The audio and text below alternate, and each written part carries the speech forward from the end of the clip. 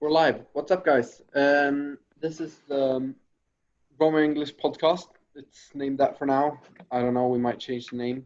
But yeah, this is a podcast by a couple of fans around 20 years old. We'll just give our opinions and we'll just see how it goes. Not that serious. You guys introduce yourselves. Hi, I'm Sasha. I'm a lifelong Roma fan who's from South Africa, and I've decided to join content Sebe on this podcast. I think it'll be really interesting to hear all of your guys' opinions on what we want to talk about, since I think opinions from younger Roma fans are scarce online. So I think this is a good opportunity to reach out to that side of the community. And I'm Sebastian. I'm 19. I'm representing Roma out here in Sweden. Also been a fan for a really long time. And it's I think it's great to have a forum where casual fans and diehard fans can just enjoy and talk about Roma together. Yeah, all right. I'm Conte. I'm the admin of Roma English. I don't know. I'm a Roma fan. I like to talk. I'm very biased, and I like to be biased. I don't know. Not much to say. All right. So should we just get straight into the let's episode? Get going. All right. So the first point we decided to talk about was last night's game versus Fiorentina. Napoli. Napoli. I'm a terrible host. Napoli. All right. Who wants to start out? I can start out. After the two abysmal games we had against Milan and Udinese, this was actually pretty fresh to see. It was great that Fonseca showed willingness to adapt and change what wasn't working, which is a key thing for good coaches to realize their mistakes and try to improve in other ways. So that was really good to see. For sure. Go on, Sasha. Yeah, I think Roma's quite easy to break down when things are going well and when things are going badly. I think after Udinese and Milan, you can't really say things are going well. There was a point that during the Udinese game, I think before the second goal they scored, where they looked like Barcelona against a relegation side. They were knocking the ball around with ease. Our players did not look like they believed they could beat Udinese. And when Roma reaches that point, it's very difficult to see any way out for the team. But this is where I have to fully credit Fonseca, because after Napoli, they showed that they actually are interested in getting results. They want to. I could almost see on the players that they wanted to be there with Napoli. They didn't want Napoli to be better than them. They wanted to be in that conversation. You could see that they didn't want to lose to Napoli. And I think our players need to have that attitude every week. And if Fonseca can find a way to do that, I think we will be fine. I think you can see that our players are talented enough to get results. And against Napoli, we lost, but I don't think you can. I mean, yes, Insigne's goal, Fazio should have perhaps done better, been more domineering. But would we credit the opposition? Would we say the opposition's defense made a mistake if a Roma player had scored that goal? I don't think so. I think we would have called it a world-class strike. And I do think that's something we have to consider, and I think a big factor in the Napoli game you could see throughout was when Insigne got the ball, he was a class above everyone else on the pitch, and I think that in the end determined the result. Otherwise, I think we were fairly evenly matched. I mean, yes, they had many chances to score, but it boils down to errors made by our players. And I know our players, if they make these errors every week, then it's a moot point. But if we can get rid of these errors, you can see we play good football that is capable of getting results. Ibanez, I think, made 4 bad mistakes, but Smalling made 2 bad mistakes. He got absolutely toasted by Fabian Ruiz. It's actually embarrassing. But that is not the coaches. That is an individual thing. So I think that we should still take confidence from that, because we can always, a player like Ibanez is 21. It's his first few games in Italy. I think it's ignorant to say he doesn't have room to improve. And then the last thing I wanted to say is, I think if we had a fully fit, firing Zaniolo, we win this game. I think I mean, that presence in the box is going to be very important going forward. I feel like collectively we play quite well. What let us down was individual mistakes like Ibanez. I mean, as you say, he's so young. We can't expect too much from him. But then again, the fact that he gets to start a game against Napoli, you can't blame Fonseca because he didn't have any other options. You've got to blame the management. You got to blame Petracchi, I think. Even though I think Petracchi has done a good job on that front, I'm not too happy because we can't start, like, choose between starting Juan Jesus, Fazio, or Ibanez versus Napoli. That's not good enough. I think on play. Oh, go for it, Sid. No. The one thing that's important, since Fonseca said he wants to keep the 3-man defense, it's very important to find players that could fit in that, because Fazio is not mobile enough for a 3-back line. No. I think Ibanez and Mancini are pretty much ideal for a 3-back line. They can move the ball, they can move themselves. They're pretty. Ibanez is a very good one-on-one defender. Mancini is a bit better at covering areas, and Smalling could complement them well. But it's also good to find one or more that both has experience and ability to play in a 3-back line. Yeah. I was going to say on Fonseca, the one thing I don't like about him is against Milan, and I know this is going back a few games, but I do want to comment on it. The way he put Under on as left wing reminded me a lot of Spalletti starting Gerson at right wing versus Juve. Almost go prove yourself now. Here's your chance. We're setting you up to fail. Like Under's bread and butter is cutting in on his left foot. To then give him his shot after you haven't played him at all on the left wing, it's actually an insult to the player. And I don't like that from the coach. I get where you're coming from, but I think this was also an error due to inexperience and the fact that we've never had a situation like this.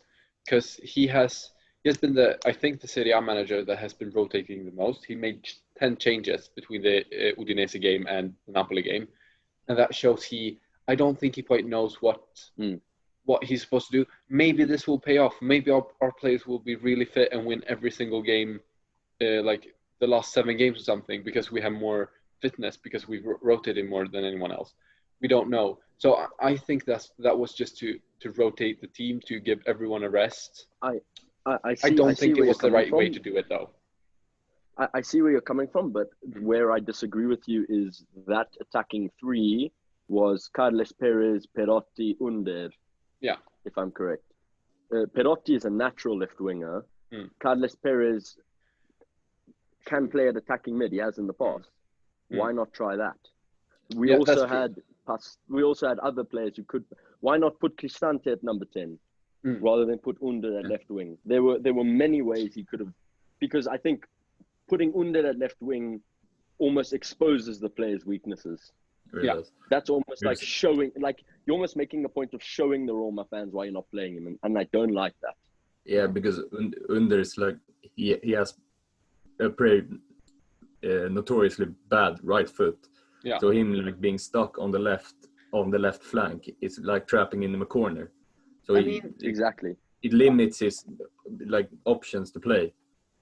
And the thing is, I don't think he has a bad right foot. I just think on the left he can't use his right foot for dribbling, because he had a decent shot with his right foot, almost scoring. He has a very good cross with his right foot. Thing is, he can't dribble with it, so then he gets more locked, and more. His dribbling doesn't become as well, he can't pass very well with his right foot. So on the right flank, his right foot works fine. I think I don't have a problem with it. But putting him like that, as you said, it exposes his weaknesses. It's just But not. I gotta say, going back to Napoli game, I think the almost biggest takeaway was the midfield with when Pellegrini and Veretout were playing. They were excellent when they played together. Mkhitaryan, I think his chemistry with those two was also very important in getting the ball up the field. I think Pellegrini and Mkhitaryan have a superb understanding, and that's why I want to criticize Cristante, because when he came onto the field, I mean, I think throughout, I don't even when Pellegrini was tired before the sub, he was still constantly playing 1-2s with Mkhitaryan in midfield whenever we were on the ball. I did not see Cristante play one. Every time Cristante got the ball, he was surrounded by 4 or 5 players, and he would lose a bit in the dribble or getting tackled. I mean, that for me is not anyone's fault aside from the players. No. What I want to see is Diawara as a defensive midfielder with either Veretout or Pellegrini, and either Veretout and Mkhitaryan. Because I think Veretout is even better as a central midfielder, not as a defensive one, because he can carry the ball so well. He's such a good facilitator when it comes to holding together the different areas of the team. Yeah, he's like the glue that keeps it all together. Like exactly. He's like a fast on Z. Yeah, pretty much. There was a point in the Napoli game, and I almost made me realize why Fonseca plays Veretout the way he does.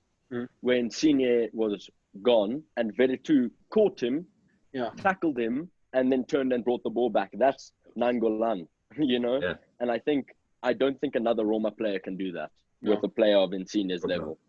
True. I didn't think Veretout could play the lone defensive midfielder, but I was surprised and impressed, actually. I was happy with He seems like a very good he seems to have the mentality of a very good player. I mean, my friend who's an Arsenal fan, who he tunes into a Roma game now and then to just to talk to me about it. And the reason I bring him up is because it's an unbiased opinion. He himself brought up Veretout, and he said he's been very impressed, starting from the disallowed goal into the top corner against Samp, I believe. Since then, he said he's been very impressed with Veretout. Yeah. So, for a Premier League fan to acknowledge a Serie A player, I mean, the thing with Veretout also is both his balance and the surprising amount of strength he has for his frame.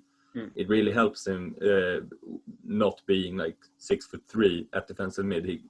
He still works because of those attributes, which I think is very important. Very much like Nangolan, that he reminds me of in that sense.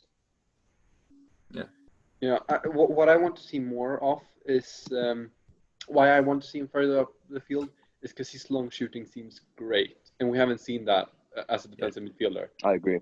I think it looks like a superb shot. Yeah, absolutely.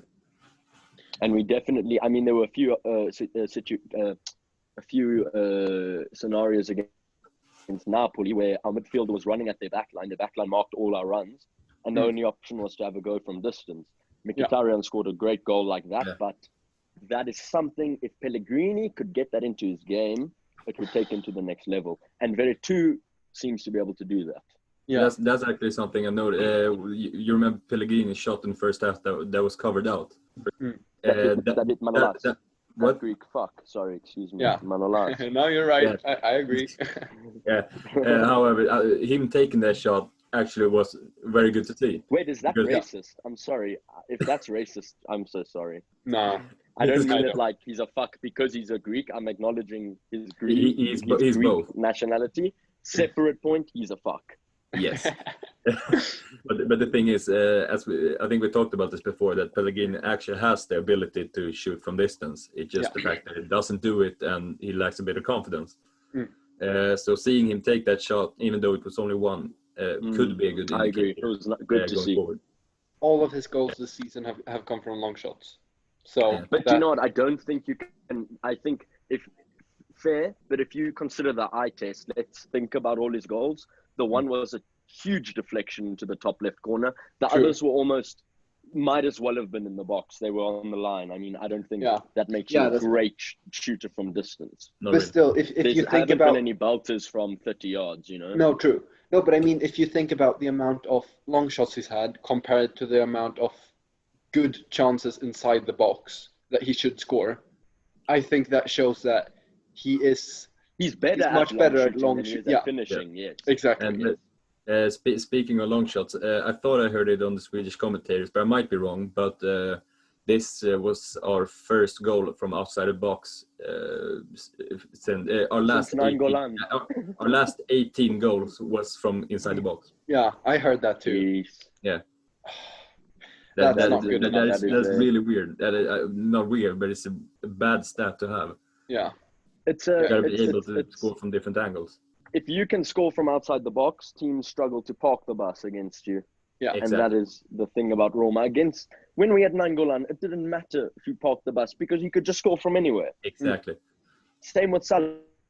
Salah could just cut into the edge of the box, curl it top left. Under can do that, but Salah could do it every 2 games. Yeah. As much as we all dislike Liverpool, I actually saw a few games of them last season when they finished with 97 points. They had big difficulties against teams that were laying low because they had no one to shoot from outside. So even like the best teams in Europe can struggle because of lack of shooting from distance. Yeah. So it I mean, unless you have Messi who can beat 6 defenders on the edge of the box, exactly, it's almost impossible to score otherwise. I mean, the thing is, or you have a tall striker. I'm gonna bring up some stats because I'm the stat king, you know. Yeah, I saw, I don't know the exact stats, but I know about. I saw that we have the second most chances created in the league, only after second most big chances created in the league after only Atalanta. We have like the 6th most shots taken, and we have like the 6th most goals scored. So that shows we need to shoot more. Because we create a lot of chances, and shoot we don't better. score them. But if we would shoot more, I think our shot stats would go up. Definitely. And then we would be very high in the goal scored because we create a lot of big chances. Yeah, and another thing that like being able to shoot from different angles is distance is a very important part of that is the rebounds that come. Yeah. It allows like players like Dzeko or Kluivert or Sanis to like run in and tap in easy goals. Yeah, and Dzeko has that instinct. Exactly. So when you have to work hard to get one good finishing opportunity, it could actually relieve it to like shoot a shot that you're not known isn't going to go in, but it could become a rebound. I think possibly Zaniolo playing as a second striker could lead a lot because he has a great long shot and he could get into a lot of good shooting opportunities now. He's great at everything to do with putting the ball in the net. Yeah, I mean, yeah. I think we should just let Sasha take this one. Just before we go on to Zaniolo, I did want to speak about Kluivert. Against Napoli, I was very concerned. I think I'm not sure because what I saw against Napoli was Mkhitaryan dropping into a 5-man midfield. Yeah. He wasn't playing as a right winger. No. But Kluivert tried to play as a left winger, not as a striker. Yeah. And he didn't seem to know what to do. He was completely lost on the field. He should not be trying to get involved in build up deep. He needs to be that option that Dzeko flicks onto and goes for a goal. He didn't seem to make one. Like there were times where there would be a gap and he would almost hesitate. Like you are the fastest guy on the field. You should be. Zaniolo came on whenever our midfielders got the ball. What did he start doing? He started sprinting like a madman into the box. That's what Kluivert needs to do if he's going to play in that position. I think. I don't know what Fonseca's tactics and instructions are, but as far as what I don't know if he's telling Kluivert to hang back for defensive reasons, but as far as I'm concerned, he was almost non-existent, and I think he's at his best using his pace to challenge defenses. I think not in build-up.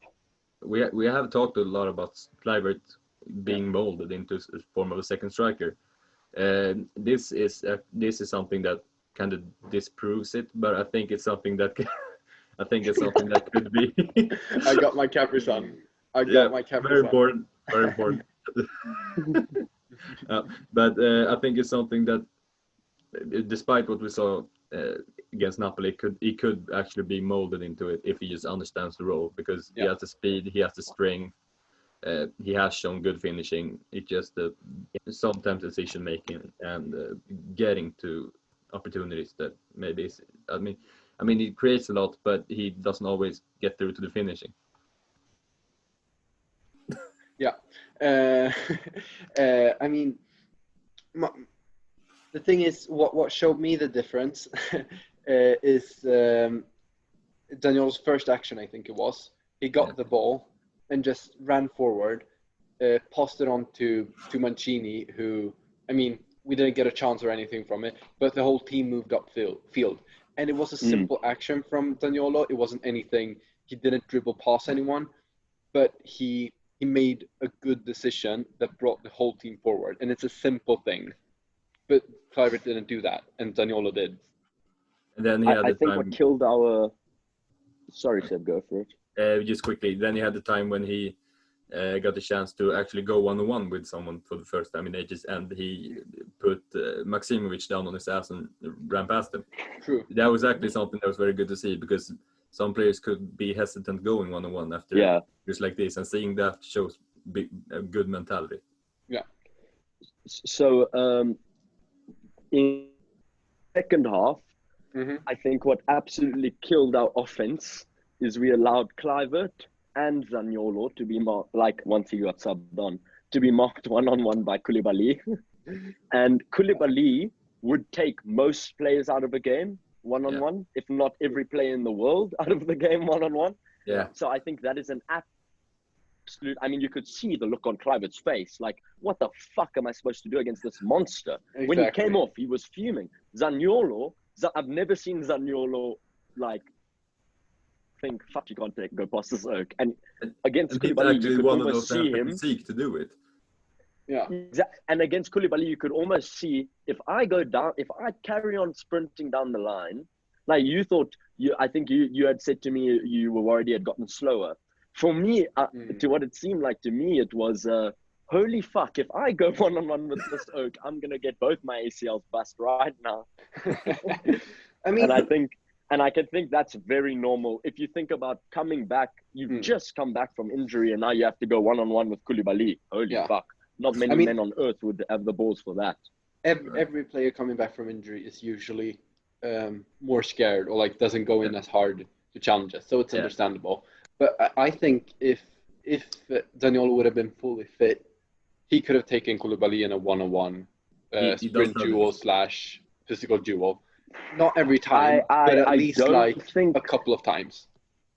I don't think Zaniolo could, honestly, ever beat Koulibaly physically. But if he outsmarted him in the dribble, I can see him getting past him. If he combined his strength with the skill, exactly. Because he has the skill to survive against Koulibaly for a few more seconds than a Kluivert can, but I don't think he'd ever actually win that battle, you know? I don't think he could ever win a physical battle if it wasn't with the ball, you know? But like if you add in the skill and like maybe a body feint or something, or an acceleration something, then I think he could do damage against Koulibaly. You don't come close to beating a defender like Koulibaly. And I think with a hesitation, the only way to beat Koulibaly is you go at that oak and you decide 5 meters before, I'm going to step over twice, push it to the left, and you do that as fast as you can, and you hope he doesn't read it.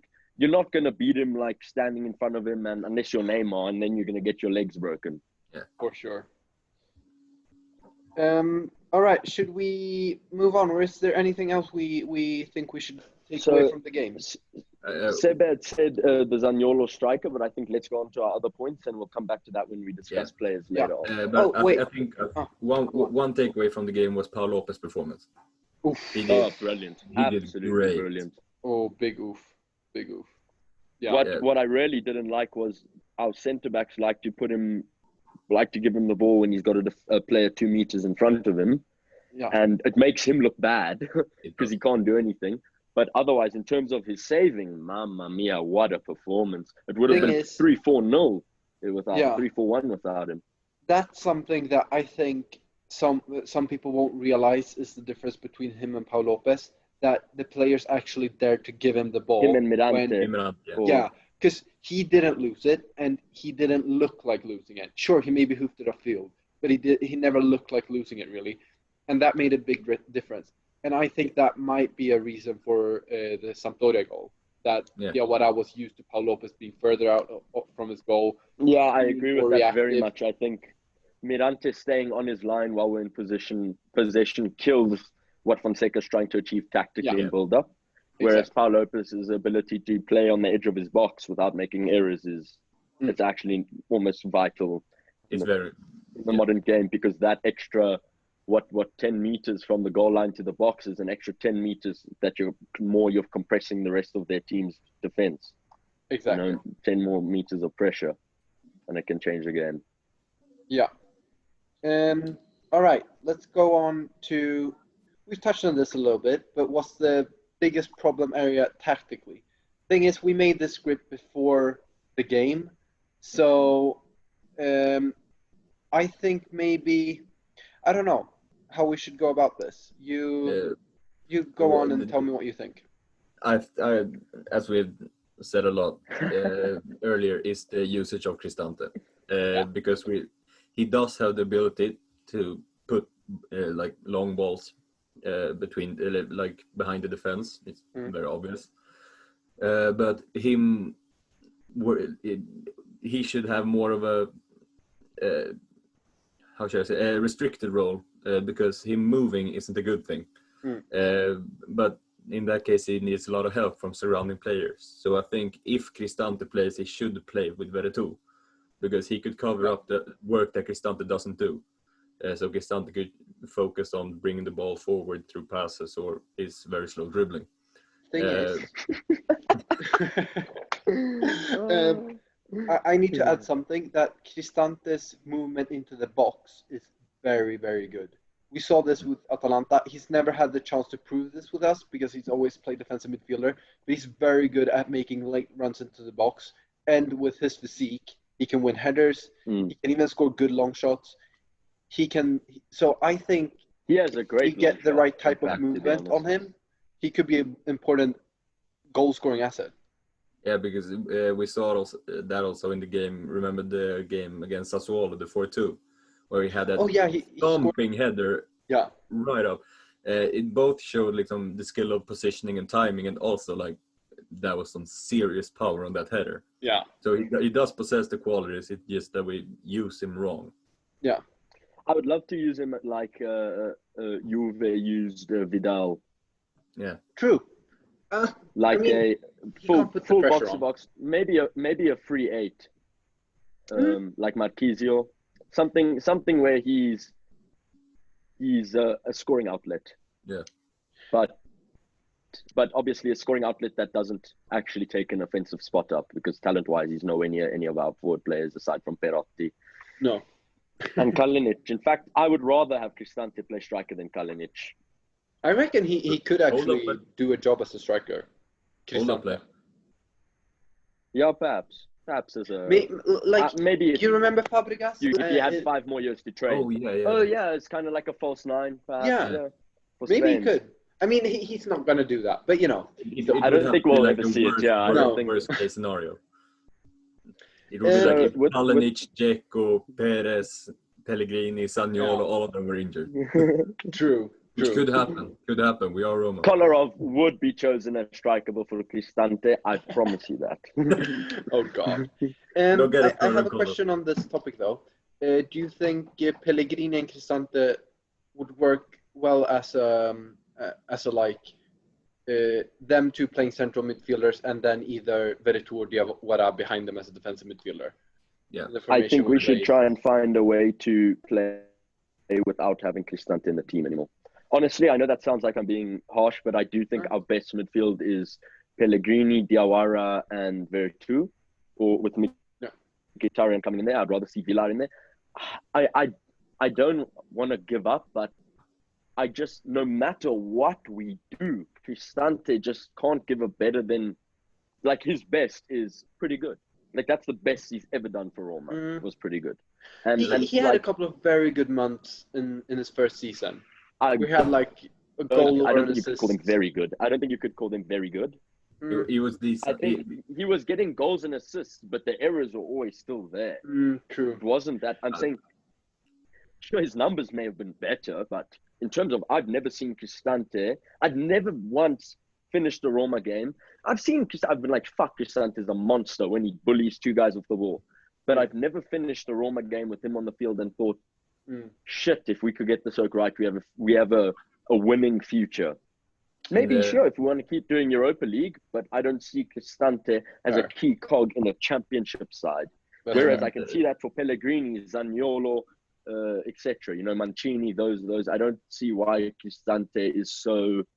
We need to get him right. I know we invested a lot, but I do think he's the type of player that we can get a return on without having to keep trying to force him tactically to come right. If we don't use that type of player tactically, let him move on.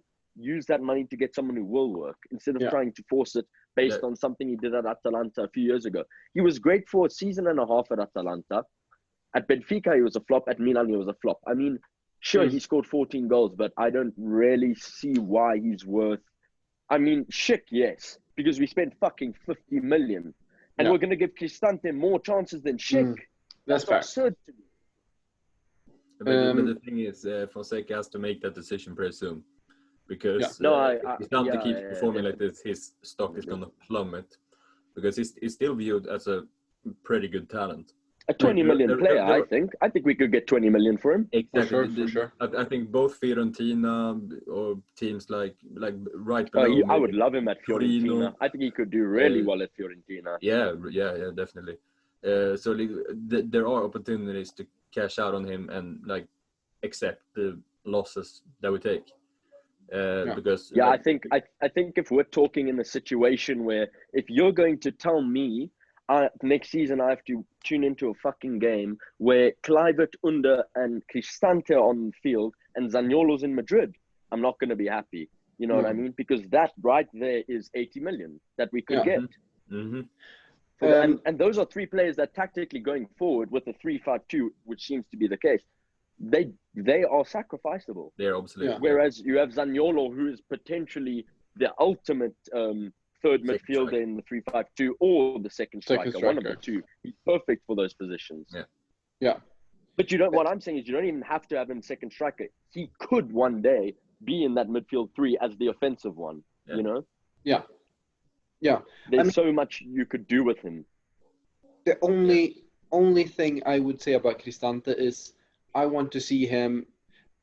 I have now judged him as a defensive midfielder and decided that he's not good enough for Roma. He should move on. I do want to see him as a central midfielder in this 3-5-2 because I think he might have the qualities and he could come really good for us because he has the passing. Like I don't think anyone here doubts he has the passing. He was in a 3-5-2. He was in a 3-5-2 at Atalanta, wasn't he? Well, yeah, but then it was more the attacking midfielder. I don't think he has quite the technique for that. I think maybe because as I said, we all agree that he has the passing range. The Dzeko pass, sure, it was just one pass, but we've seen it multiple times. He has the passing range. He's calm on the ball, and he has the late movement. Is he calm on the ball, or is he just too stupid to realize he's under pressure? That's a very important question. Yeah. Because a lot of the time, he's like very calm on the ball and then loses it because he didn't actually know the guy was there. I think he's calm on the ball, but he also has very limited awareness. Yeah, I mean, that's fair. That is a huge issue at defensive mid. But he also does often, even when he has bad games, I think he does an important work in bringing up the ball from the back and getting it into our front three or front four that can then create chances. If he can do that as a central midfielder and maybe even further up the field and he doesn't have to defend as much, I don't know, he might still flop. But I think I'm going to reserve my judgment for after I've seen him for at least 2 or 3 games in that role. Enough. And then I can judge him. Do you know what we are missing? I think this is what I really want from Cristante or Diawara. Do you remember what Pjanic, and I know, please don't even get me started. There is no cunt on earth I hate more than Miralem Pjanic. Yeah. Fucking disgrace. Yeah. But I do think, just remember, do you remember, like, look at that Insigne goal, right? Loose ball in the box, out to, do you know what Pjanic would have done? He would have been there. He would have taken that ball that Fazio had hit. He would have turned, passed, played a 1-2 with the fullback, played a long ball. Yeah. Easy play out of defense. And that's what we haven't ever replaced. Have you ever seen Stante play a pass under pressure after we've won the ball back in defense? I don't think I've ever seen that. But I think that's where Pellegrini and Rossi was also great at that. Sorry, Seb. Yeah. I agree with you. Pellegrini has the tools to do that. Has that ability. He's mature or responsible enough to do it. Yeah. He could absolutely be that player if he and Fonseca figured some way out. So De Rossi was great at it, right? Even more so. I mean, even without Pjanic, De Rossi was capable of that. Yeah. Easily, it was his bread and butter. And I think why Pellegrini isn't doing it is because what De Rossi had was that ability to know exactly where the ball was going to go. So he could be there. And he's calm because it's not, oh, fuck, the ball's at my feet. It's, oh, I knew the ball was going to be out. What am I going to do now, you know? And I think that is something where if there's a loose ball in our defense, it is panic. It is mayhem. No one knows what to do with the loose ball. Yeah. And I think De Rossi brought that composure in defense. Calm down, relax, give me the ball, let's get it out. No need to score own goals over here, guys. I mean, that's the thing. We have a very inexperienced midfield, and that's where I think it's one of the most important parts of the field, where you need at least one experienced player who can hold the team together, because they control the whole game. And if I would really have liked to given Zonzi another chance for that reason. Yeah, me too. But the not thing now, is, he was such a dickhead. Not now. Yeah, I agree. Yeah, exactly.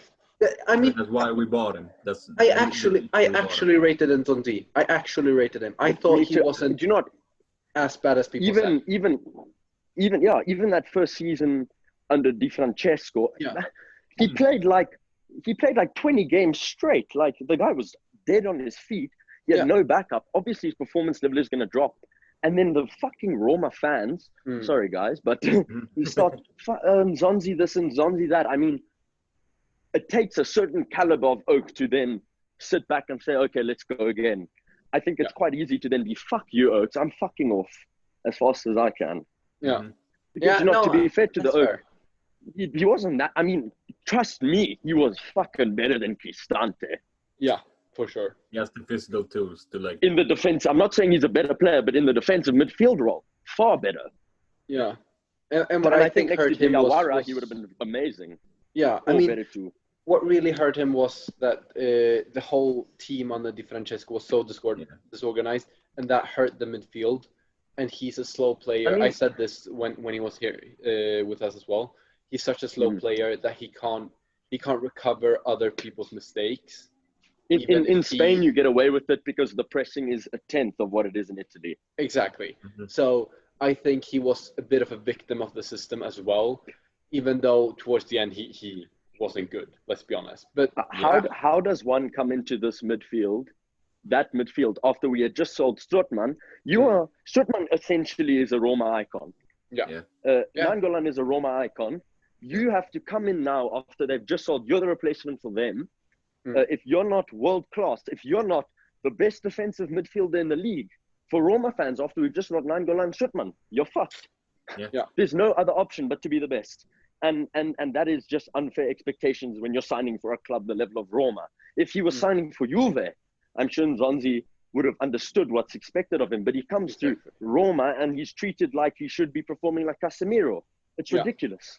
Yeah, but and I'm not excusing his attitude, but the way Roma fans carry on with players is not conducive to the success of the club. That is a part of the problem, that Roma fans see Roma as bigger than outside players and fans. Yeah. Like, I mean, some of the things Roma is up there with the elite. Well, in reality, we sold our elite status. Exactly. So the coming to terms with that is very difficult, and I think that also has to do with the generations, because we, as young Roma fans, didn't see the prime. We didn't see like Scudetto winning. We didn't see Coppa So Italia winning. so why are we so entitled? That's the issue, because I think we get We want to be molded like by the other the moronic Roma Liverpool pages. and Manchester United fans that are around us our age. We want to be able to do what they do. We think that's normal. Yeah, I think that's a bit of part of our football generation, though.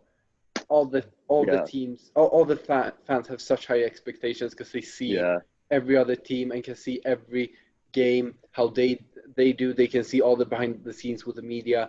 So as soon as your club makes a small mistake, you're gonna highlight it, and it's the end of the world. Yeah. Do you guys know a player named Kieran Dyer? He was a attacking midfielder for England in the 2000s. So I was watching. I don't know if you guys know the True Geordie podcast. Yeah. They do the kickoff. Yeah. So I was watching. Shout out to True Geordie. So I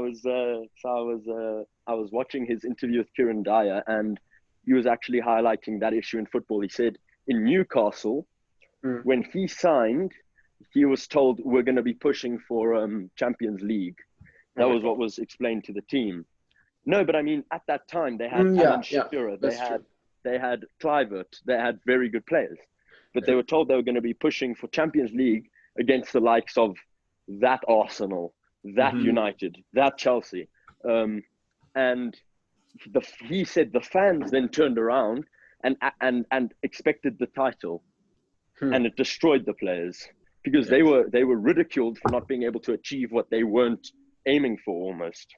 And that also correlates a bit with us today. We have that Juve with that Ronaldo. We have Inter who just bought Hakimi. We have that Atalanta. We have that good Lazio side. Nah, don't say fuck Atalanta, man. Those oaks are using voodoo.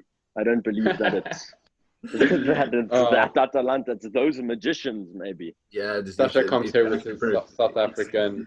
Scary. Yeah, sorry for everyone listening. Oaks is the equivalent of guys in South Africa.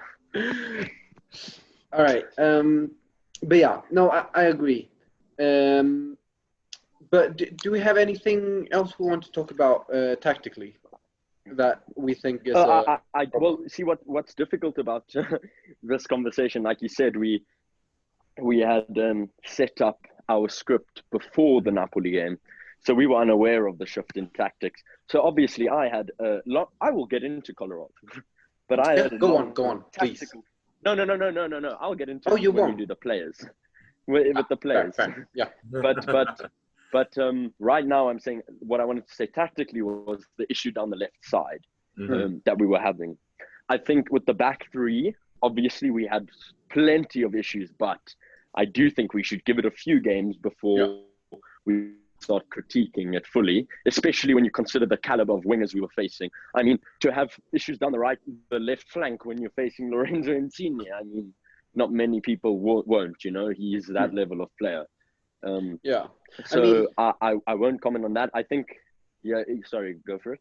No, go on. I was essentially just going to say, I do think I do think we conceded that second goal because our right side, Zaniolo refused to defend. He was watching. So he should have been marking Insigne because Roy had gone. So when Roy goes, Zappacosta, that's his man, Insigne is then Zaniolo's man, and Zaniolo was, guys, get the ball, give it to me, I'm going to go win it. That's why I'm not getting back. But unfortunately, when you have an oak like Insigne, he's going to win it. Yeah, and I mean, I think that's also kind of fair by Zaniolo because, I mean, he shouldn't be doing that, but he's just come back from an injury. He wants to, he's very eager, and he is that kind of player. So...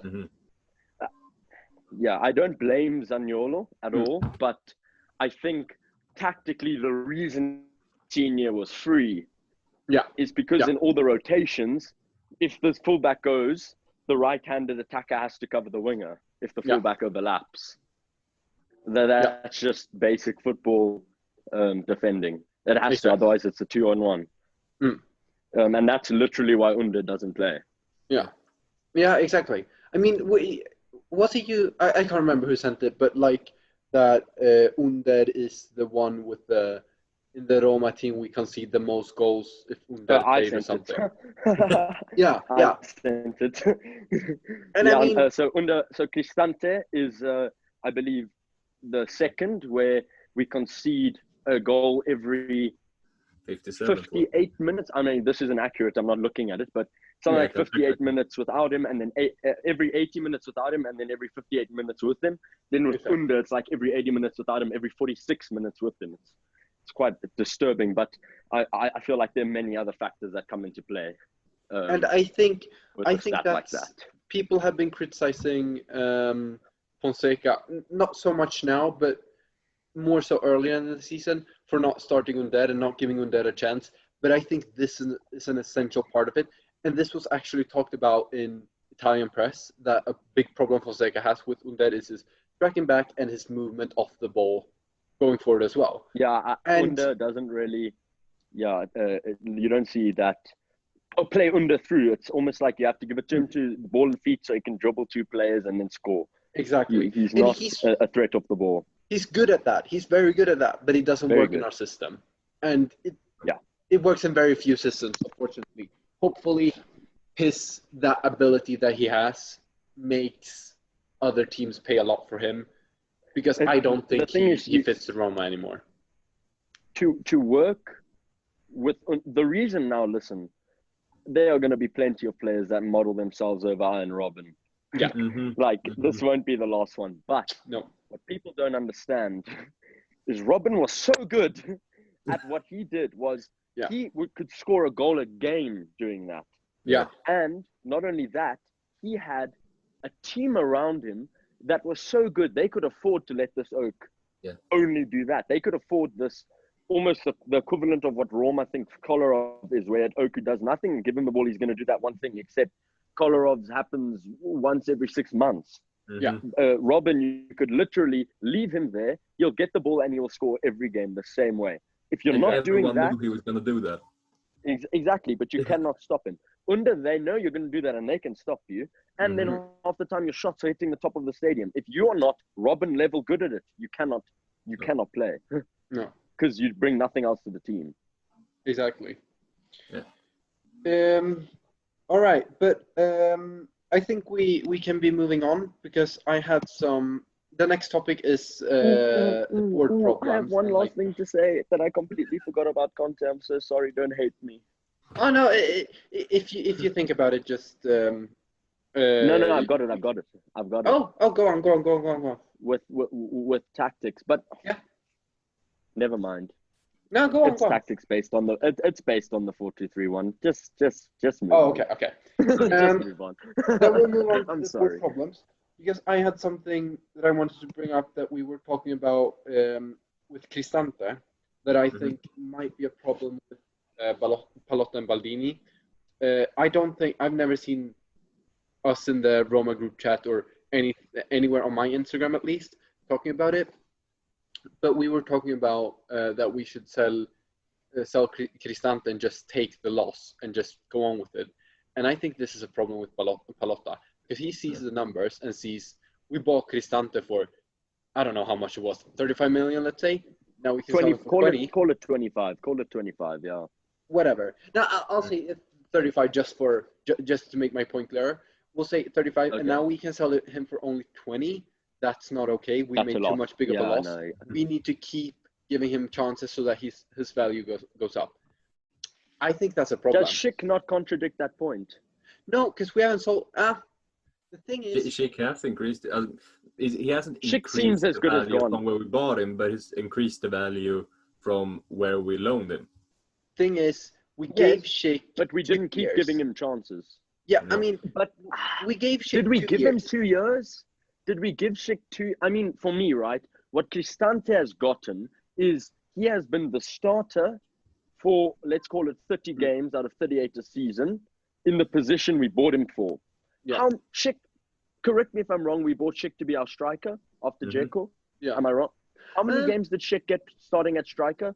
Did he get more than 30 in 2 seasons? Definitely not. So to give that opportunity to Cristante, who was half the investment Schick is, I'm not even saying this to prove you wrong or anything, Conte. I'm literally just questioning Palotta's logic, or whoever's decision-making logic is, because Schick now what I need them to do is, if we're going to go 3-5-2, please, for the love of God, give the man a chance in the system. we Please. talked about He was this so yesterday. good in 3-5-2 under EDF when we used it. He was so good. I mean, so Look good versus compared to what he was Barcelona. doing at left wing, right wing. And him Yes, playing, exactly. he also played in a similar system. I think Leipzig played Leipzig play 3-5-2 3-4-2-1. every time Schick plays. Yeah, every time Schick plays, it's a two-striker system. Exactly, and he performed well throughout the Playing season. very well there. Yeah. So I think, and do you know what? But Schick doesn't want to be at the club. Say to the guy, Schick, Leipzig are not going to buy you.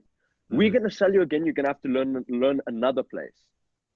Unless, now, this is all hypothetical, that if Fonseca doesn't want him, ignore what I'm saying. Obviously, I don't know that. We haven't heard that. But if you say to the guy, we've changed tactics, there is an opportunity for you to play every game now in that second striker role. And I think then you don't need to buy Cavani. You have Dzeko, Schick, and Zaniolo rotate those positions. You will play 25 games at least, with Dzeko then being another year older. It's in a system that works for you. It's in the striker position. We're willing to give you another chance. Will you come try again? I mean, if the guy's going to say no, as a young striker who you haven't really cut out, like, you're not a Falcao who any team's going to give a chance to because you were that good, No. You haven't really made a name for yourself yet. You still have to prove yourself. And if we're willing to give you one more chance in Serie A, I do think any clever guy would take that chance, especially considering Leipzig aren't going to buy him. This is also where the financial side comes in, because we do have a player that has a chance to be a really solid striker because he has shown flashes of it.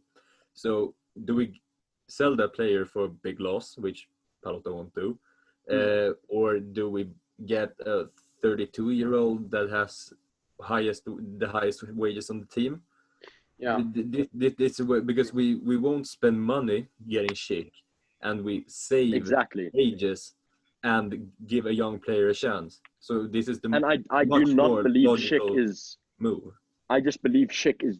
I truly believe Schick right now is good enough to play for Roma. He does have the technique. He's a really good technical player. He just especially in a two-striker system. Anyone is going to look bad if they believe, oh, if I don't play this game perfect, I'm just not going to play again. Like, anyone will play bad under those circumstances. If you could tell the guy, listen, no matter what happens, you're playing. Instead of having to have the pressure to replace Dzeko, you have the chance to learn and play with Dzeko. Exactly. So he can be molded into the next striker. Can you think of a better teacher than Dzeko? Honestly, for that kind of striker. The problem, I think, with Schick at Roma, I think he was so bad and received quite a lot of hate towards the end, especially because the fans could see that he wasn't trying, because obviously he was insecure. But he received a lot of hate towards the end. Then he went to Leipzig, and he kept talking about how he liked the Leipzig fans more, how he liked living in Germany more. And most fans would be kind of upset with that, but Roma fans are really sensitive with that. And I don't think they will forgive him. He will keep getting, I don't think he'll ever be able to win the fans back, except if he becomes like a 25-season striker. But he won't be able to do that in this environment. 3 goals in 3 games, Roma fans will love him. The Roma fans are the mob. If he scores 3 goals in 3 games, they will forgive. Roma fans, they do not care as long as you're winning them games. Chris Smalling won the fans over in half a performance after we were saying this. Smalling, oh my goodness, 10 minutes. I was like, Smalling was the greatest. How much did we meme that guy when he came, honestly?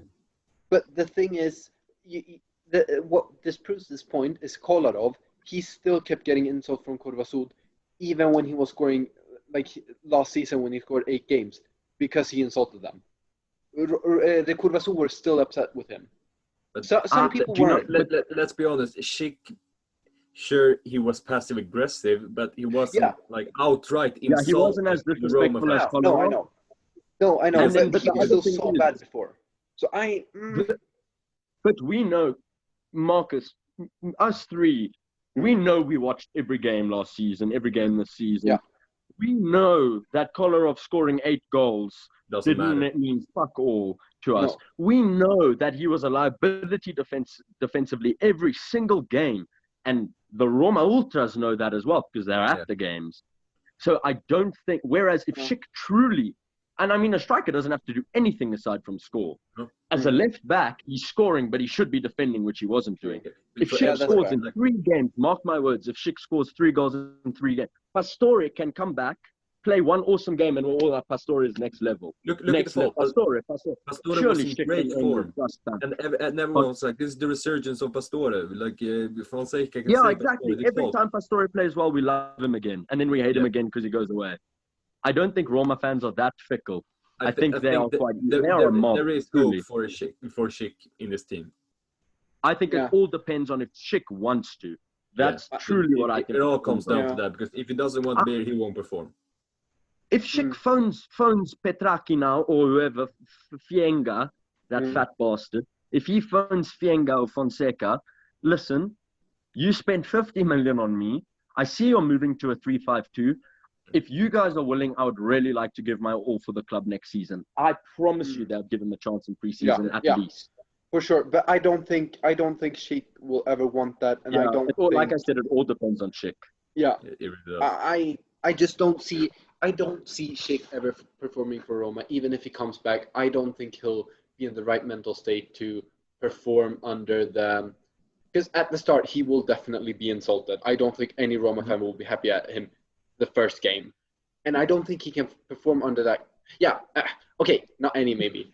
Sasha will be happy with him, but I mean, no one in the Curva Sud will be happy with him the first game. There's no Curva Sud anymore, Conte. You're forgetting there's no Curva Sud. Oh, but shit. They are talking about opening 25% of the... Could that not make a big difference? No fans booing Schick every game? True. Can you just tell the Oak to turn his phone off, not follow any Roma pages? Yeah. That's actually, maybe. I still don't think it will happen, but I think that might have a difference. No, if there ever was a time, now it is now. Now, if there's ever a time now, literally. Yeah. That's fair. If it doesn't happen now, it will never happen. Nope. But I do think if we get 35 million for Schick and it means saving us financially, that is a win. Yeah. Yeah, for sure. Because apparently I read there may be offers higher than the originally negotiated fee with Leipzig. They have the Werner money. Yeah, so I do think we could make, like I heard there may be a club, 2 big clubs who are offering above 30, but not above 40, so something like 35. Wow. And then same thing for Under with Napoli. Really good. But I I saw that with Under. I read this about Schick just before, like a few days or a week before his clause expired.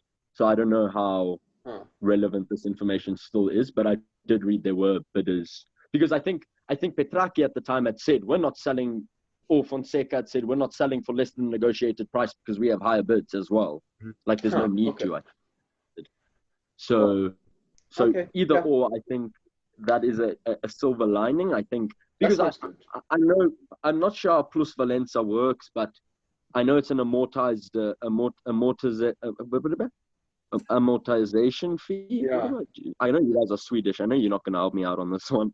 No, I know what you mean. I don't know how to say it. Yeah, you know the word I'm referring to, but it's like it's calculated over the period he stays at the club, right? Just divided per year. So after a while, so I don't know if we sell him for, let's say 35 hypothetically, does that 15 million still count as a loss, despite the fact that we did get 2 years of playing out of him? So if you divide that 50 million into 5 years, we've gotten 20 million's worth use out of him. So then it'll be a Plus Valenza of 5 million if we were to get 35. You know what I'm saying? Yeah.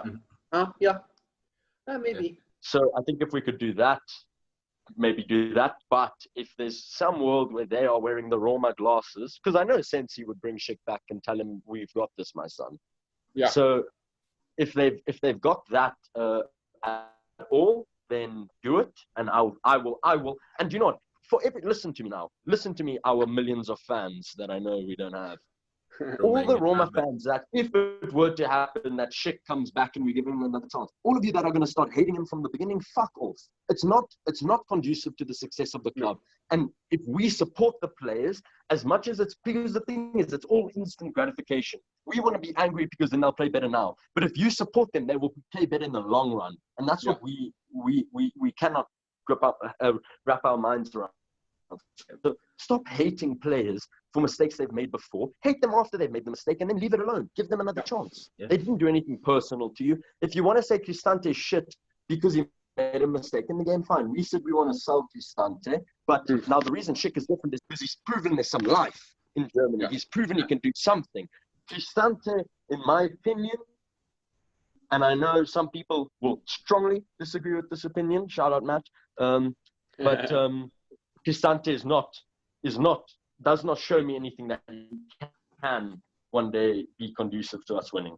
Whereas Schick, from what he's shown in Germany, at least for me, considering now we're moving to a 3-5-2 that better suits him, there are many reasons to give him another chance. So do not approach it with the mentality of fuck Schick, he's going to fail, because then he will. Then it's like you actually don't want Roma to be successful. Honestly, I have watched Schick quite a bit with Leipzig, mainly after the restart.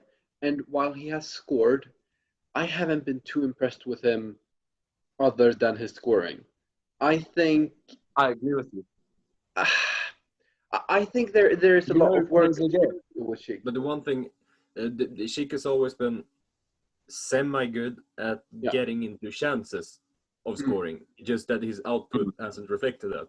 But being under the tutelage of Dzeko could massively help him in that department, because Dzeko, he is an elite finisher.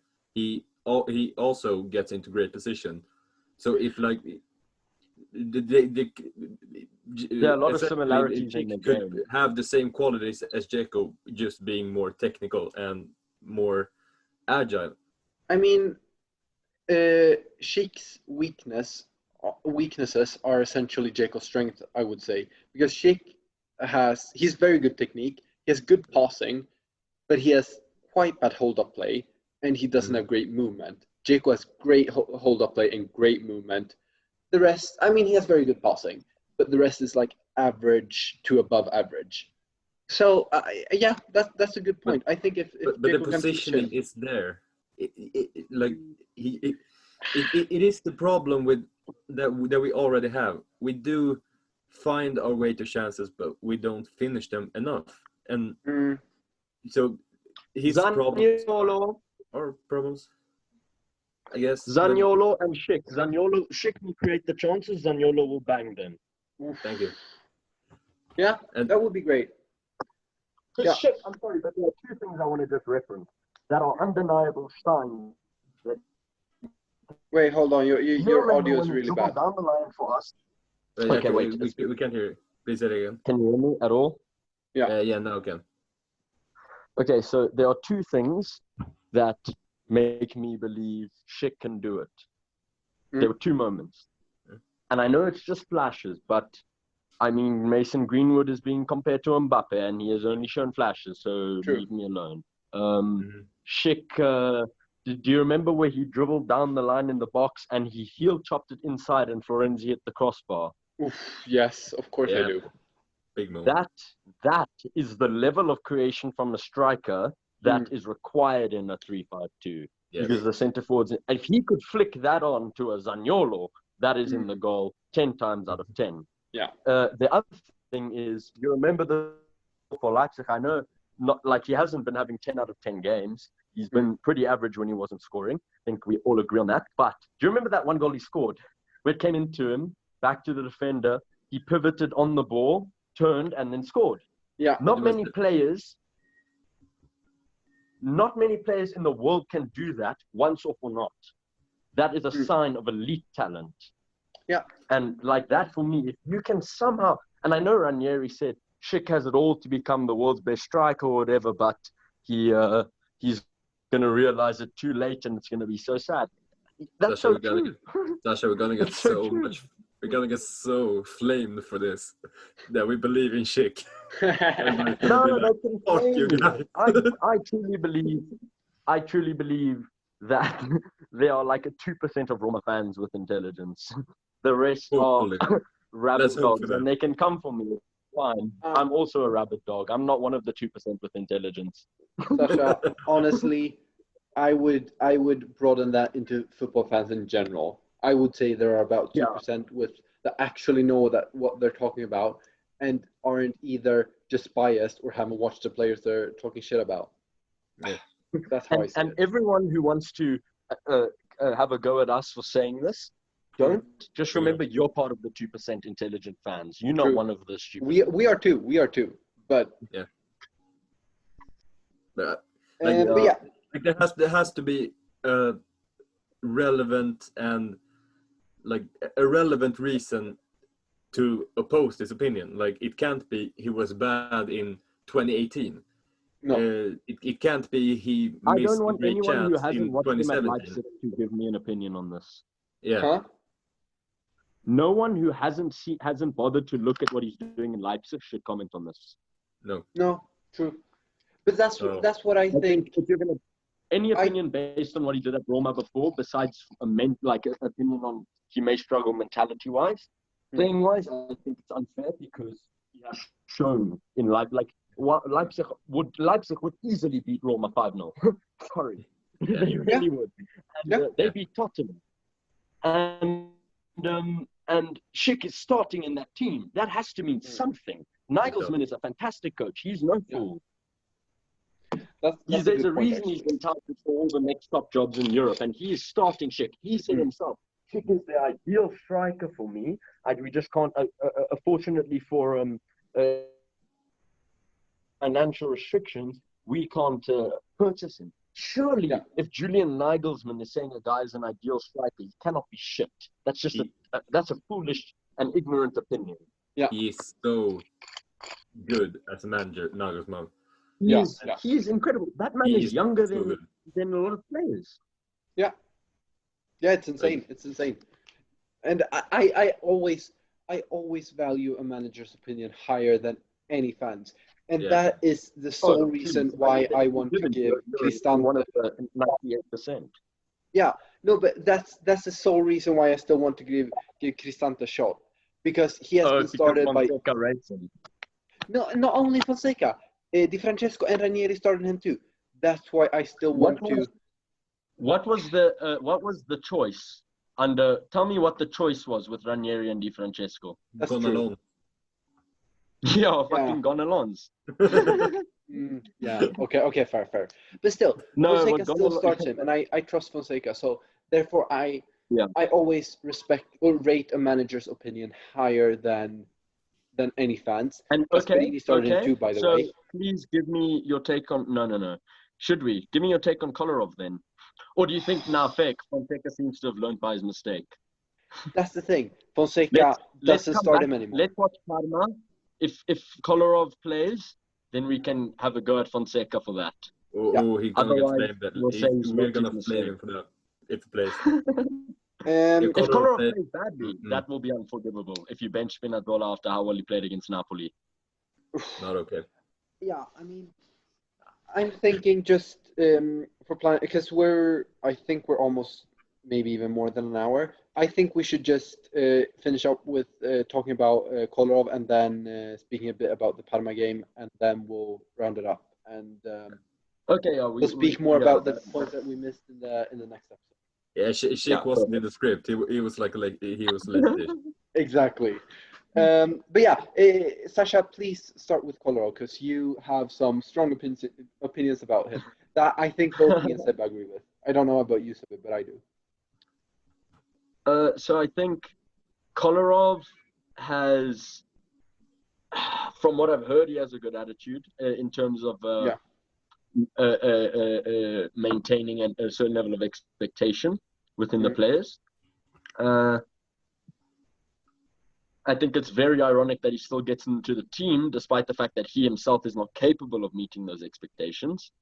I think he is I mean, against Udinese, I don't think I would rather have had Dodo, Ivan Piris on the field over that fucker Kolarov, because at least they make an effort to get back. Yeah. I literally watched, who was Udinese's player down? I think it was DePaul. Yeah. I think I watched DePaul sprint through. I mean, DePaul was in the field. DePaul was frolicking down the lanes. He had the entire right flank to himself. There was no. We were playing with two left wingers. Yeah. Except the one was geriatric, so it didn't even matter. I mean, if Kolarov, this is not American football. There is no designated position on an 11 for the kick taker. No. You do not start in a team because you are good at free kicks and penalties. That is absurd to me. That is literally hanging all 10 other guys on that field out to dry, saying you're going to cover for what? Play Totti left back. Totti is better than Kolarov and will do the same amount of work. I did not watch Kolarov run in the Udinese game once. I watched that guy. We had a counter attack at one point in the game against Udinese. We had a counter attack. He had about 4 or 5 good options. He shoots from 40 yards into the defender's foot. The ball goes back. They send the ball through on goal down the line. Kolarov is still standing watching. Are you fucking joking? Are you the center forward? Well, that is inexcusable. You should never play again with an attitude like that. But I do have a question with the new system. In Serbia's national team, Kolarov plays center back. And now, do you think there's a capability of him playing center back here instead of Fazio? Before you say no, Conte, think about Ibanez. Yeah. Now, he may not be our center back in the winning system, but I do think he's a viable option right now for the rest of the season to cover, considering Smalling is also hurt. I do think he's good enough to be on the left side of the field, as long as he only defends and does not fucking move. Yeah, because he doesn't have to cover the entire wing by himself, which he doesn't. You know what I'll say? I'll say it like this. He can play as a center back in a 3-back system versus a lower table team. But he cannot play like that versus Napoli. Because we have seen, I think we conceded like 3 or 4 goals. Do you think we get punished harder with Kolarov against Napoli than Ibanez? Maybe not. And the question is, does he play centrally or left centre back? Because I think if he doesn't have the strength to cover centrally. But if he is on the left, his natural instincts of going forward could be triggered. No, that's a bit worrying. Natural instincts follow fucking instructions. What are you, a dog? But that's the thing. He doesn't follow instructions. That's why he shouldn't be on the team. I mean, look. He has everything for the left centre back. He has a good passing, so he can bring the ball forward and get it into the more attacking players. He has the free kicks. I don't think he's even that slow. He just wastes his time. He just doesn't run. That's the issue. Then he also has the free kicks, so we can have an extra weapon from set pieces, despite not having him having to deal with his bad tracking back as a left back. Then he has the one-on-one defending. The thing he lacks is his concentration in the defense. And I think we conceded like 3, 4, 5 goals at least this season because Kolarov has left his marking.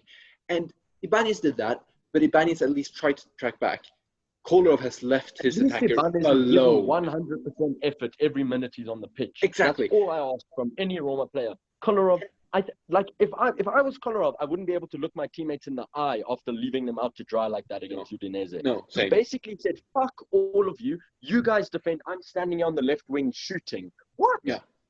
And my biggest problem with Kolarov because the thing is, until just before the break, he did kind of make an effort.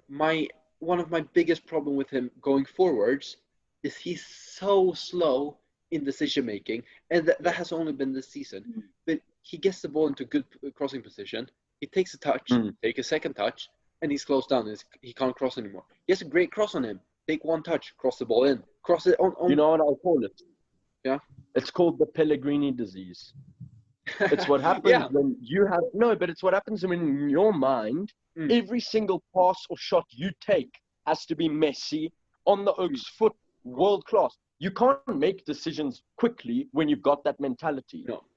Because he's weighing it up and he wants to aim it. But we're not playing in La Liga. Sorry, but means brother in South Africa.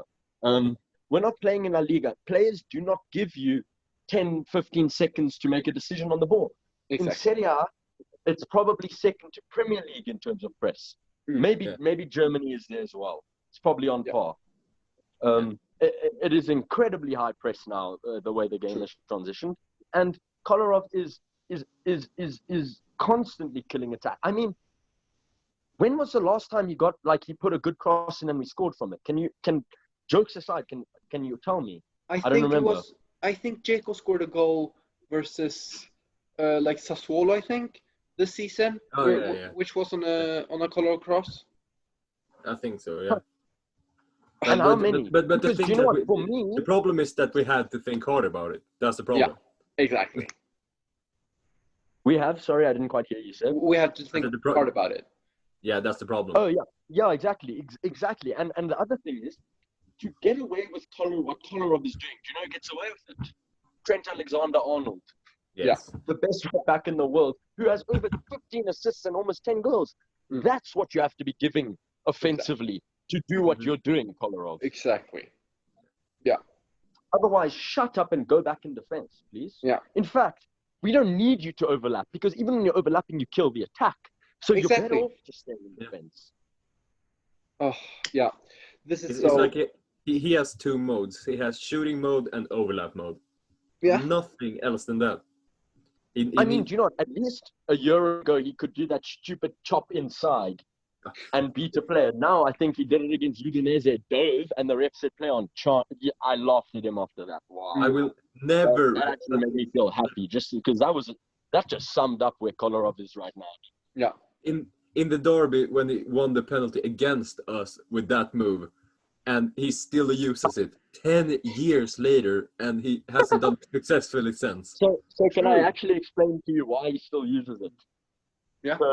I read I don't know if it was an interview I read, but it was from I think it was Gary Neville, actually. I was listening to him speak.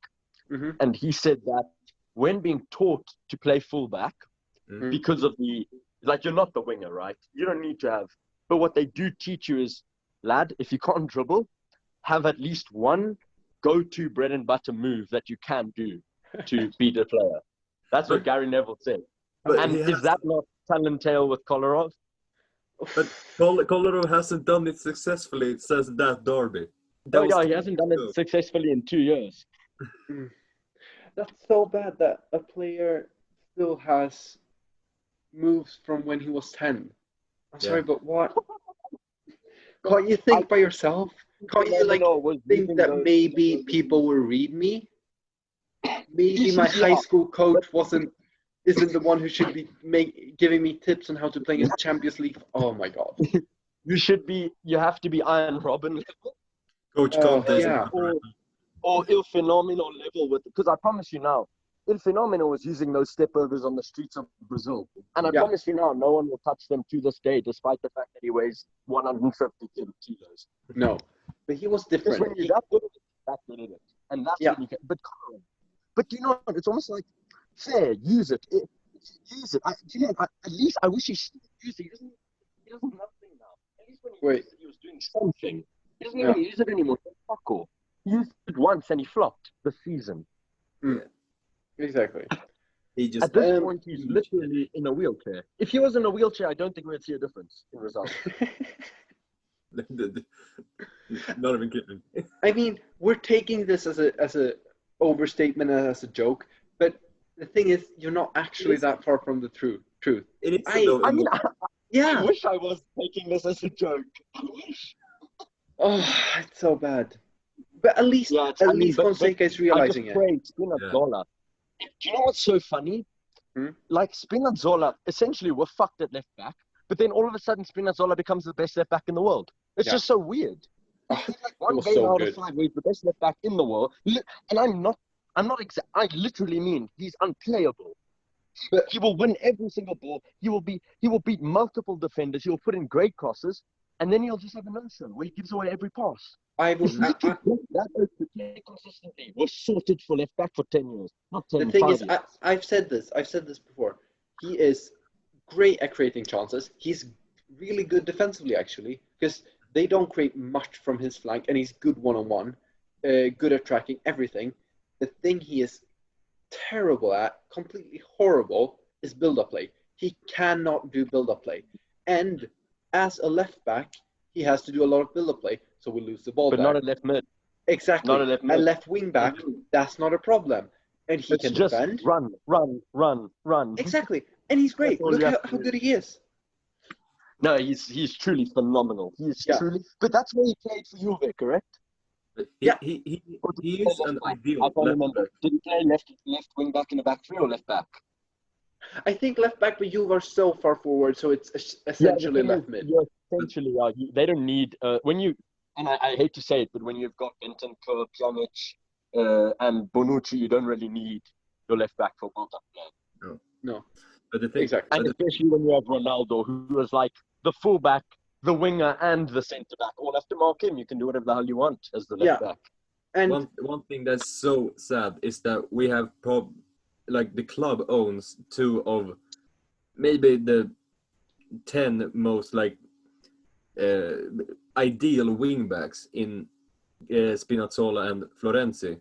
Mm. But Yeah. Florenzi will be gone. So we give away one there. Sure, Spinazzola can still thrive, but those two together could be a lot of help towards winning. but that's the thing. And I that's think- the thing. Fonseca's now the reason Florenzi is leaving is because Fonseca doesn't like him. Fonseca's now changed the system that is perfect for him. Maybe Florenzi can still stay. I don't know. I don't know if it's personal, but if it isn't, if tailored it's for him.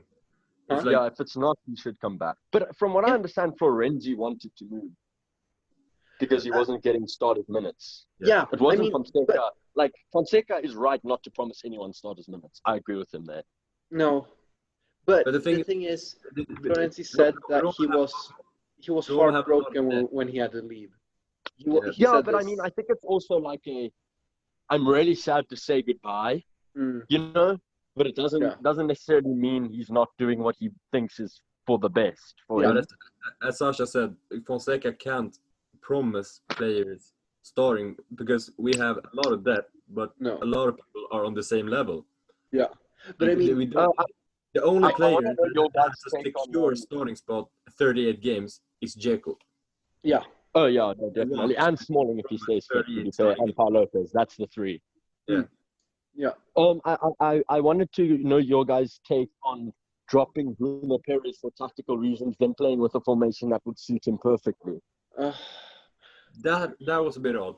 No, Like, the do you thing think is, it was for tactical reasons, because that's hard to believe. Because when you're using your wing back in that way, for me, Bruno Perez is better than Zappacosta. Yeah, Because Zappacosta's good, but when he gets the ball, wow, he's a paparata of note. you know Um, what the problem with Bruno Perez is? His positioning is awful, and he doesn't stay wide. In that position, in that formation, the only wide players are the wing backs, and Bruno Perez likes to tuck in attack, especially. Fair So I enough, think fair that's the enough. problem. yeah. Because he's a left-footed right back, right? No, right No, foot. he's right. But why? He's right. But I just yeah. he dribbles with his left foot or not? I remember him dribbling with his left foot. Yeah, that's true. Like Actually, inside. he kind of That's does. very why? Like I don't remember him very often taking it down the line on his right. No, that's the thing. He always cuts inside, even though he's. But why is he doing that if he's right-footed? The fuck. It's after the Juve goal. It's after the Juve goal. I swear. After that, he was like, "I'm gonna cut it every time." Yeah, True. after that Juve goal, he decided he was the new Robin. Oh, what a goal it was, though. Yeah. Can I tell you one player that I was so sad didn't work out, but as a meme, Mhm. Ashley Cole. Oh my God. True. Just because I said Robin, and then I just remembered how he ended Ashley Cole's career. oh, yeah, right. Oh my God. Also, But- the but- team photo is like it's Yeah, such a what the summary hell? of his career at Roma. But I feel like if we had Ashley Cole now with Smalling, he would be the best left back in the league. With his English bedroom. Yeah. But I But yeah, no, think we should move on to... I thought Ashley Cole was the best left back in the world. For a couple of years, yeah, for sure. I was really excited when we got him because I thought, Serie A, he'll like be able to produce that level because of the comparative difference. And then that guy was. He really just came to have a holiday in Rome. He was the original Pastore. Dodo was better. Huh? What a lad. Dodo was better. Dodo. Sure, Dodo. Do you know Dodo is like the equivalent of Ibanez right now, to be honest. He seems like he has potential, but he has just so many mistakes in his game. Yeah. But Emerson Palmieri, like, sure, we need to do that again. Yeah. Having Emerson team, but Emerson now, wow, that would have been timing. Because like it was just sad time, and also I really don't like that they gave the starting position to Kolarov. Come on.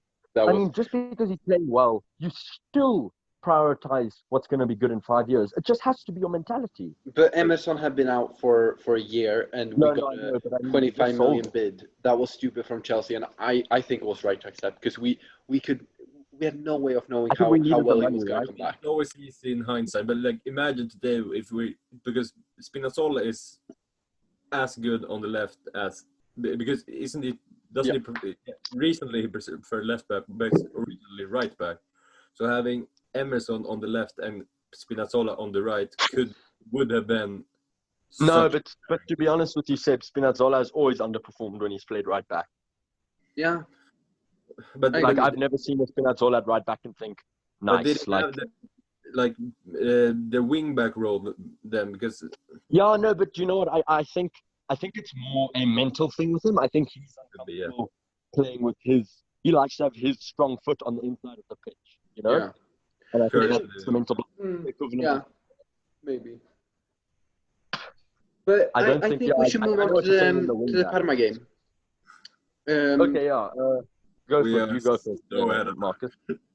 What? We have spent Start us out, Marcus. Wasn't there a part supposed to talk about like the board and Palotta? Yeah. But I mean, this is going on too long. We completely skipped that. Whatever. But your blow dry hair is all frizzy. That's how long we've been talking.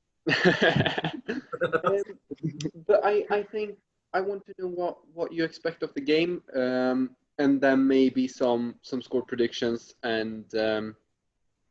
What you expect and what you want to see. Like, maybe what you think you'll see and what you would be happy to see. So you start out, Seba. Start. I am very concerned with Fazio having to play against the speed of Gervinho, the technical ability of Kulusevski, and the raw strength of Cornelius. Nah, you'll get him on strength. Come on. Yeah, but for the rest, combined with that is really tough. And I think I said that to some of you today. I think Parma does have a really good team. They have some good players. Sepe is going to be hard to beat. We need to create a lot of chances to score on Parma. Kuchka. We got to control him because he's a physical. Bro, I cannot believe Kuchka is still in Serie A. That guy's been in Serie A since like 2011. My goodness. He's still going strong, but we have to be decisive to shut him out because he outpowers every single one of our midfielders. Yeah. What about Cristante on him? Maybe. Because it's hard to say who should play them because sure, Cristante has the strength, but he doesn't move. And then I think their left back Gagliolo has been involved in a lot of goals as well. I think he has like 3 because that's our problem. Very good going forward. So there is a lot to watch out for. But I'm gonna check right now. I think the starting 11 will be pretty much the same, except I don't think Sound is ready to start yet. No way. So no, I think it will be pretty much. You get your turn, Sandra.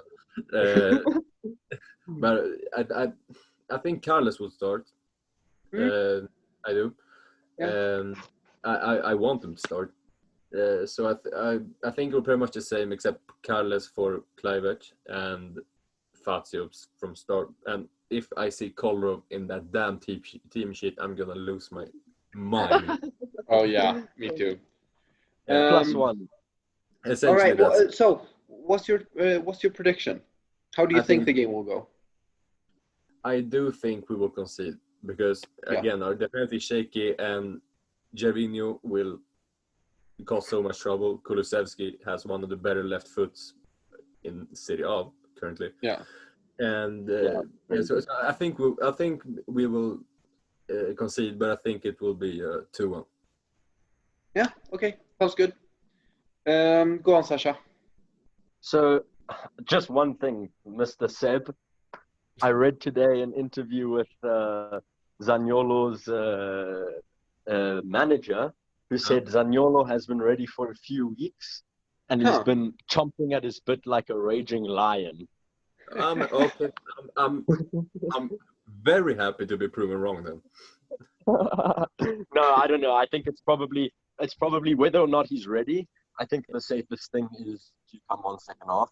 You don't want to rush him. Whether Fonseca agree, yeah, that's just I guess whether the Oak has been ready for 4 months, 5 months. Just with this kind, he hasn't. Regardless of that, he hasn't been in a Serie A match.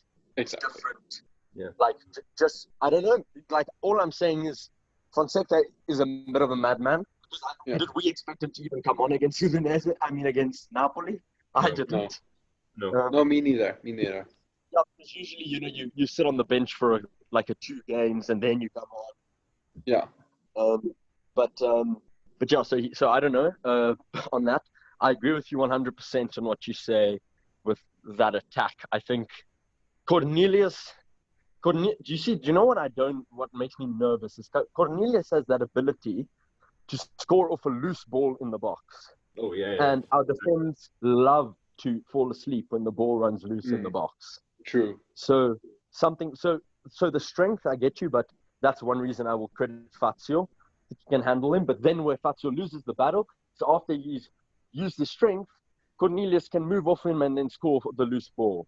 Yeah. And Fazio doesn't have the agility to cover that. We saw that with fucking Milik, where Fazio just kneeled before the man like he was Jesus. I didn't understand. I just need to mention something about Cornelius. I've said this before in a live stream, I think, but he has actually scored half of his goals against Genoa this season. Yeah. So that's 6 goals out of 12. That's a good sign, I think. Yeah. But to be fair to the man, right? If you look, they were all good goals. Yeah. Yeah. But I mean, it's still just missing other chances. He scored last time. If you put away the chances he got, just because he got 6 great chances, you can't take it away because it was against one club. I don't know. Remember, I just mean that banged in the left-footed goal as well. Huh? That was a great goal for him. Yeah, that one. Wow. What a goal. Yeah. No, but I just mean he's only scored 6 goals against the other 18 teams combined. I get you. But then again, he did score against us, so I don't know. Sorry. Keep going. Shall I continue? Yeah. So then Gervinho, I believe is. I do think that season he was the best winger we've seen in Serie A in 10 years. Yeah. That first season under Garcia, my goodness, he was so good. He was an absolute demon. That is. There is a difference. That is honestly what Roma fans call him. It's not racist. There is a difference between Gervinho and Freccianera, I'm telling you. Yeah. He is literally the black arrow of death. He was so good. But I mean, Gervinho is just. I really do have a soft spot for him, and I do expect him to be a threat because, Gervinho what makes him so dangerous is he's truly unpredictable. No matter what, you do not know what that guy's going to do next. No. And that is a threat to, like, I could just see Gervinho devouring Mancini. It's him wrong-sided. He's going to be a complete man. So that could be, and then like we don't even need to talk about Kulusevski. I mean, future Juve stalwart fucking prick. But yeah, he's a super player, and he's going to be difficult to deal with, especially, just full stop, difficult to deal with. Coming in from, he plays on the right, eh? Yeah. Coming in from the right like that, I think that's going to be Vertu's man. And then, like, so I don't know about Gagliolo, but if he said it's a threat from left back, Mario Rui single-handedly won the game for Napoli. So that might be a problem because we don't seem to be able to mark fullbacks. Yeah. So, but that's kind of understandable because of, the two wing backs and not winger, not fullback winger. So you don't have, but I mean, that's just, I think, that will improve as our three centre backs learn the position more. They'll learn to help cover the wingers and not just all. Because I think a lot of the time, Ibanez, what would happen is that they were attacking down the right-hand side. The fullback would mark the wide player, and then the right centre-back and the middle centre-back would both mark the striker. Rather, the right centre-back and the right fullback would mark the wingers, and then the middle centre-back and the left centre-back would both mark the striker, leaving the opposite winger completely open. If that's I can something. I think Kulusevski could be Ibanez could be a good match for Kulusevski, because we talked about Ibanez one-on-one and maybe not being able to cover, but Kulusevski doesn't work off the ball. True. He only works with the ball, so I think Ibanez could have a pretty good game against him. And because So I think it's pretty certain that it's going to be Ibanez, Fazio, Mancini, right? You don't think they would just rather switch back to a back four to avoid Fazio? Oh, well, because I'm saying he did say we're not going to change system, but that was before Smalling had been tested. Yeah. I think he expected Smalling to be out. I don't think he would have said that otherwise. Okay, then ignore what I said. I think he's going to be out for this game, and I'll see if he can make it for the next. Yeah. Okay, so not too bad. Not too bad, from what I read today. Okay. But that's good. But yeah, so otherwise, I think, sure. What do you want to see from the game? Yeah, that's what I think. If our midfield can build on what we saw in the last game, and if Spinazzola can build on what he did last game, Listen, Parma may be a good team, but they do not have a Koulibaly. And I think Koulibaly with Napoli, without Koulibaly, he concede 2-3 more goals. Yeah. Because he was truly that good. And he is a top 2 centre-back in the world when he's playing like that. So you can't really say Roma attack badly. There's not many not many gentlemen who can do much against the likes of Koulibaly. I mean, he is a monster. Yeah. So I do think we'll see a much. I don't want to say like we attack badly against Napoli, but our attack will be allowed to have a lot more fun. You know what I mean? Yeah. A lot less restricted. So I think, and if they can build on Napoli, like I said, I think we could get a few goals against Parma. But then again, with the new defensive system, the likes of Kulusevski and Gervinho, I think we could also concede. So I think it could be like a 3-1, maybe 3-2 Roma. That's what I'm hoping for. Yeah. All right. I'll give you my take. My main hope, I think, is to see the creativeness improve.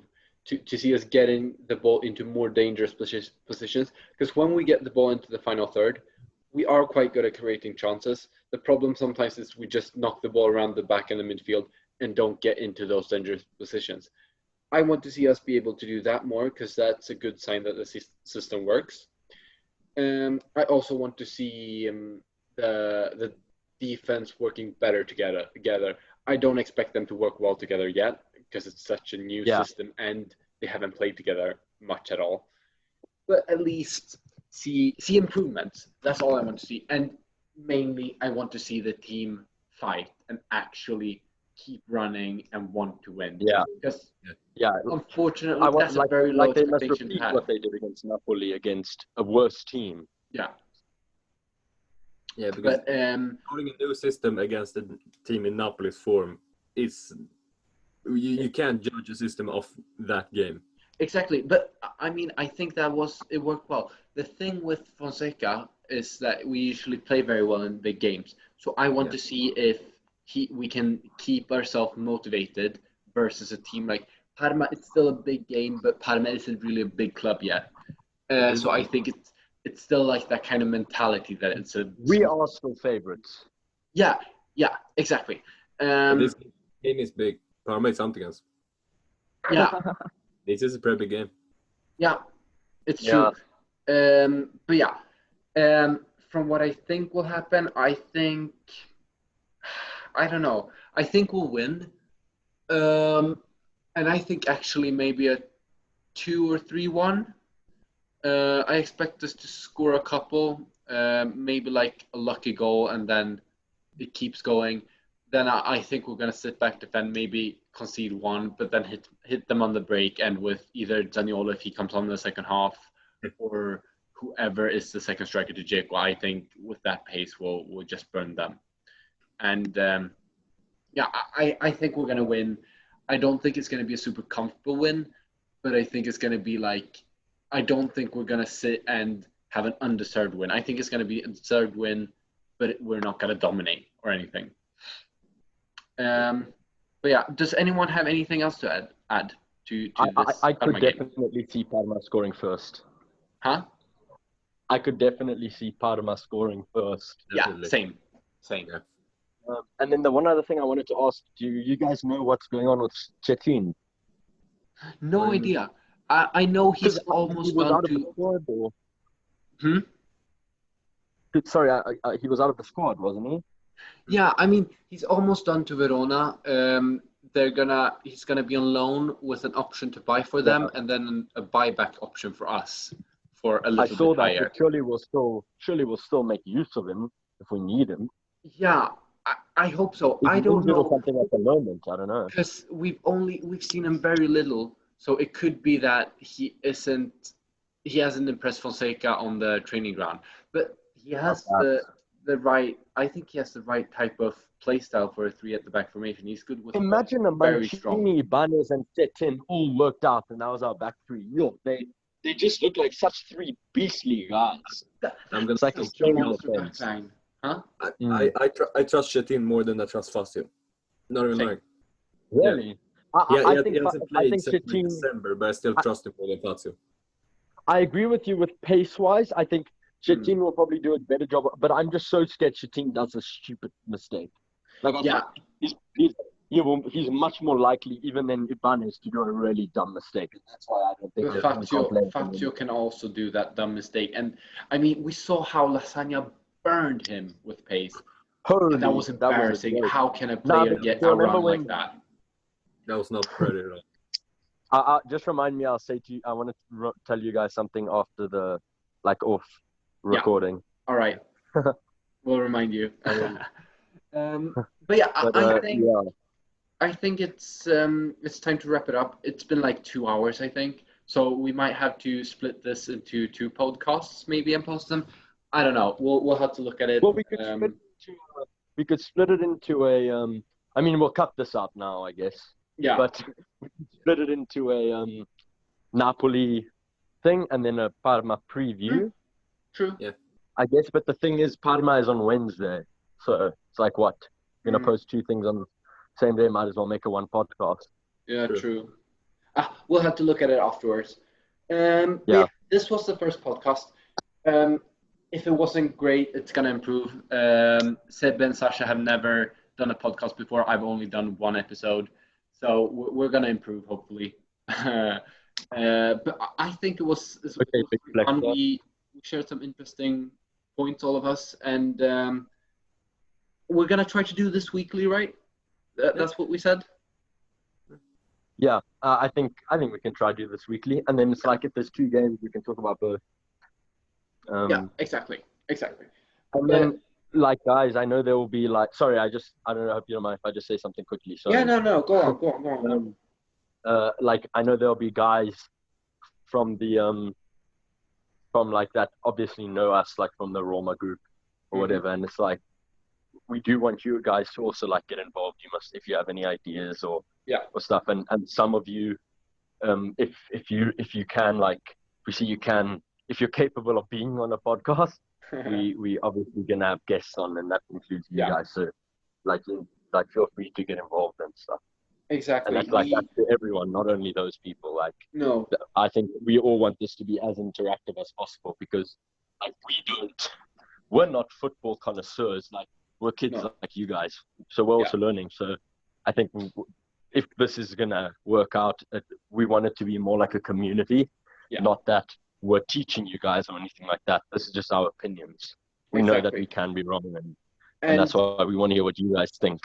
We talked about this, that this was the first episode, so we wanted it to be us three, so we can kind of start it off. But then we do want to have some guests, and also some guests that aren't Roma fans. We're still gonna talk mainly about Roma. Of course, we'll mention other teams in the Serie A that's relevant, but we want to have other like outside guests, so we get the perspective of people that aren't Roma fans and how they look at the club. Maybe even Premier League fans that don't really follow Serie A that much. I don't know. We'll have to wait and see. Seb was making a face about the Premier League fans, but we'll have to wait and see. And if you want to be a guest, then you can DM me on Roma English on Instagram, and we'll have to look at it and see what happens. But we'll learn as we go, kind of. This is the first episode, as we said, so we'll improve and we'll evolve, I guess. We'll give our best. Yeah. Yes. But yeah, this was the first episode. I hope everyone enjoyed it, and we'll tune back in for the episode next week. And I guess Forza Roma, we'll end off with? Forza Roma, sempre. Sempre. All right. Bye, guys. See you next week. Cheers, guys.